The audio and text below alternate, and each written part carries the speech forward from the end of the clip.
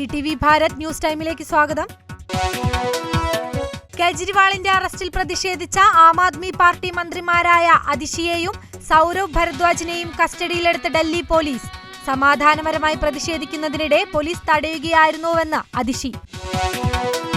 ED arrest ചെയ്ത് ജയിലിലടച്ച അരവിന്ദ് കെജ്രിവാളിന് മുഖ്യമന്ത്രി സ്ഥാനത്ത് തുടരുന്നതിന് തടസ്സമില്ല എന്ന PDT ആചാരി. പക്ഷേ ജയിലിൽ തുടർന്ന് ഭരണം സാധ്യമല്ല എന്നും മുൻ ലോക്സഭാ സെക്രട്ടറി ജനറൽ. അരവിന്ദ് കെജ്രിവാളിന്റെ കുടുംബത്തെ സന്ദർശിച്ച് കോൺഗ്രസ് നേതാവ് രാഹുൽ ഗാന്ധി. തന്റെയും കോൺഗ്രസിന്റെയും പിന്തുണ ഉറപ്പു നൽകി രാഹുൽ. തെരഞ്ഞെടുപ്പ് പെരുമാറ്റച്ചട്ടം നിലവിൽ വന്നതിനാൽ ചെയ്യാൻ പാടില്ലാത്ത കാര്യമായിരുന്നു അരവിന്ദ് കെജ്രിവാളിന്റെ അറസ്റ്റെന്ന ശശി തരൂർ. അറസ്റ്റ് അതിശയപ്പെടുത്തുന്നുവെന്നും കോൺഗ്രസ് പ്രവർത്തക സമിതി അംഗം. കെജ്രിവാളിന്റെ അറസ്റ്റിൽ കോൺഗ്രസിന്റെ നിലപാട് ഇരട്ടത്താപ്പെന്ന് BJP സംസ്ഥാന അധ്യക്ഷൻ K. സുരേന്ദ്രൻ.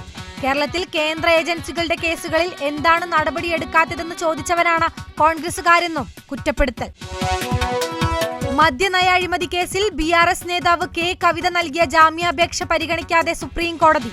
നേരിട്ട് പരമോന്നത കോടതിയിൽ വരാതെ വിചാരണ കോടതിയെ സമീപിക്കാൻ നിർദ്ദേശം.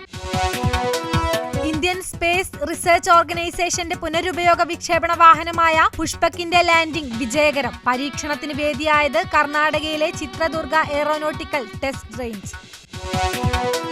സത്യഭാമയ്ക്കൊപ്പം യൂട്യൂബ് ചാനലിനെതിരെയും അഭിമുഖം നടത്തിയ ആൾക്കെതിരെയും നിയമ നടപടി സ്വീകരിക്കുമെന്ന് RLV രാമകൃഷ്ണൻ. വിവേചനം തടയേണ്ടതുണ്ടെന്നും കറുത്തവർ മോഹിനിയാട്ടം ചെയ്യരുതെന്ന ചിന്താഗതിക്കെതിരെയാണ് പോരാട്ടമെന്നും പ്രതികരണം.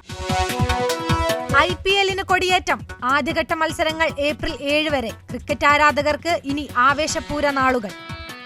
കൂടുതൽ വാർത്തകൾക്കായി ETVBharat.com സന്ദർശിക്കുക.